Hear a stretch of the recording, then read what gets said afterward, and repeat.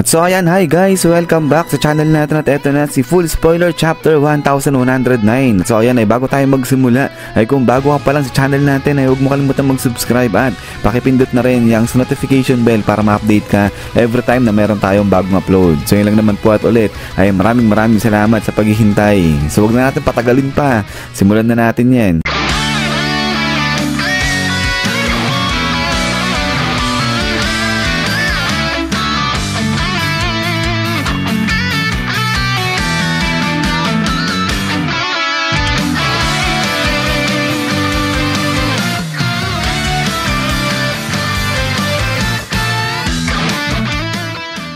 At so dito ngayon magsisimula sa kung saan natapos dun sa last chapter, sa pre-recorded na ginawa nito ni Dr. Vegapunk na bigla na nga lang nag-play. At dito ay makikita natin nakasama niya pala dyan etong sila Shaka at yung iba pang mga satellites. So bukod pa rito ay makikita nga rin na lahat ng Dendenmushi ngayon ng Marines ay broadcast din etong si Dr. Vegapunk at dahil naman yan sa signal nga ni Dr. Vegapunk. Kaya naman hindi mapigilan o hindi ma-turn off ng mga Marines itong kanilang mga Dendenmushi. At then, ay dito, itong si Shaka ang sabi niya na kinakailangan ng mga tao around the world ng iilang minuto para nga ihanda itong kanilang Dendenmushi, yung screen Dendenmushi. So kaya naman itong si Dr. Vegapunk ang sabi niya nga dyan, okay sige, bibigyan niya ng 10 minuto itong mga tao nang sa ganun ay makapag-prepare nga sila ng maayos maihanda nila itong kanilang screen Dendenmushi para marinig at makita nila ng maayos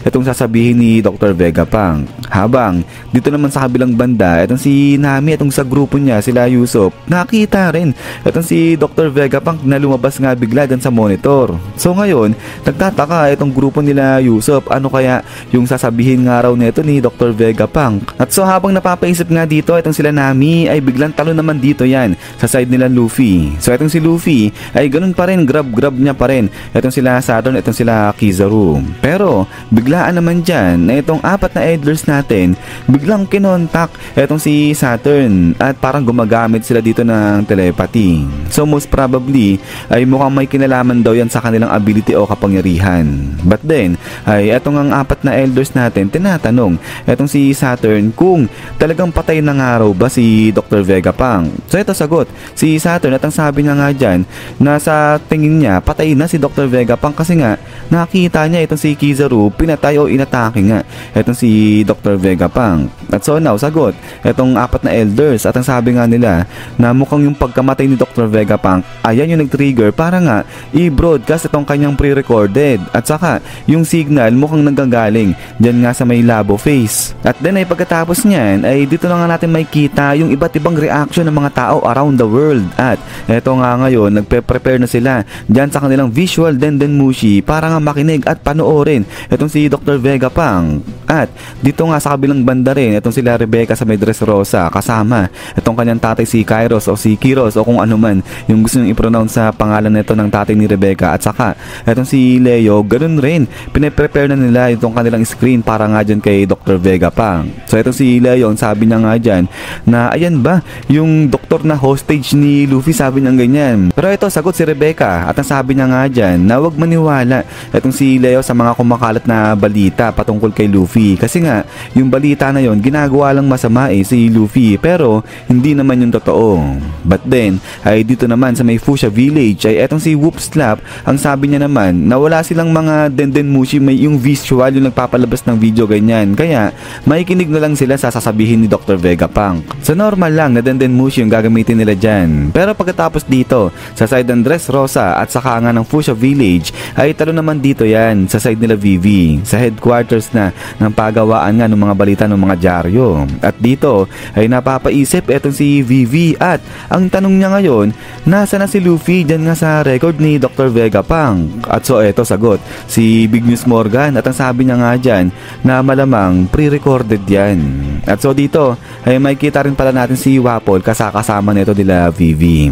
At then ay pagkatapos naman dito sa side nila Vivi ay dito rin sa may water chapter 7 ay etong si Iceberg ay kinontak niya na o sinabihan niya itong kanyang sekretary na mag-prepare na nga dyan nga para sa video ni Dr. Vegapunk. Ihanda na yung kanilang screen at saka nga yung mga kanilang visual Dendenmushi. Pero ito nga sagot, etong si Alice, yung sekretary nito ni Iceberg, at ito nga ang sabi niya na okay na, tapos na prepare niya na lahat nga ng mga Dendenmushi, lahat nga ng kanilang screen dyan all around the city. So malupit etong sekretary ni Iceberg. At so pagkatapos dito sa side nila Vivi at saka nga nila Iceberg ay talo naman dito yan kala Ivan sa may Kamabaka. At etong si Ivan ay naso-surprise nga raw siya dyan naman sa bagong ulo nga neto ni Dr. Vegapunk, habang etong si Drago naman ay napapaisip nga siya at naalala niya yung sinabi sa kanya ni Shaka na malapit na nga raw siyang mamatay. At so ayan ay hanggang ngayon ay isip pa rin ng isip etong si Dragon, antindi. Hanggang ngayon wala pa rin siyang ginagawang action, so yun nga puro isip lang siya dyan. But anyways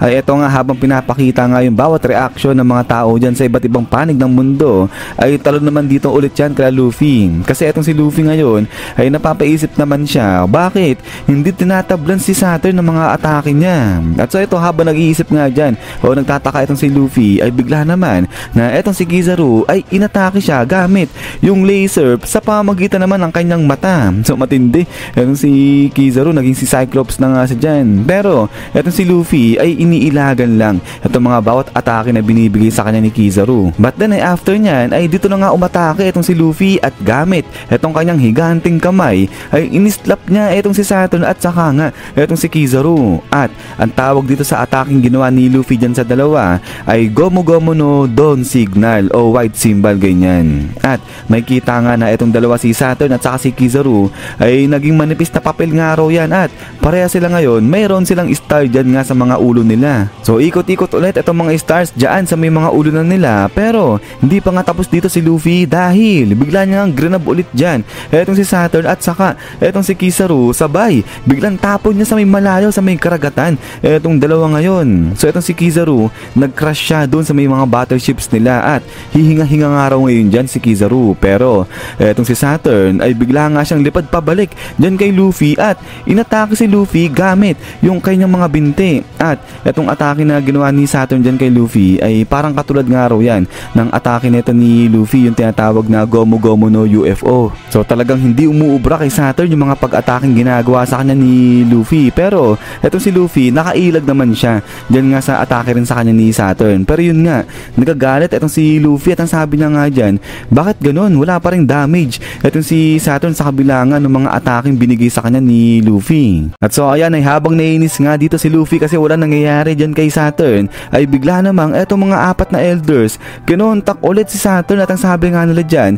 na Saturn wala ng oras, dapat hindi nila mapagsalitayan si Vegapunk, dapat pigilan na nila yan. So kaya nga itong si Saturn sabi niya nga dyan na alam niya, kaya naman kung ganun ay tatawagin niya na nga raw itong apat. At then pagkatapos nga niyan ay nagkaroon na naman ng mga black lightnings dyan sa may Egghead at yung mga marines na nandoon sa may battleships, nagulat sila sa nakikita nila. At dito na nga natin makikita na etong si Saturn bigla nang hinawakan yung ground at apat na mga magic circles na nga na to yung nagsilabasan din dyan sa mga ground. At then ay dito nagulat tuloy etong si Luffy dyan sa nakikita niya. At so eto na nga, nagtawag na etong si Saturn dyan. So etong si Luffy sabi niya nga dyan, ano yung mga bagay na yan. Pero dito sa kabilang banda etong si Sanji, habang buhat-buhat niya ayan si Dr. Vegapunk ay nagugulat nga rin siya dyan sa nakikita niya. At ang sabi niya nga dyan, yung mga black flames na yon nandoon lumabas banda sa kung saan naglalaban nga etong si Luffy. At sa pagkakatanda niya, yung mga bagay na yan,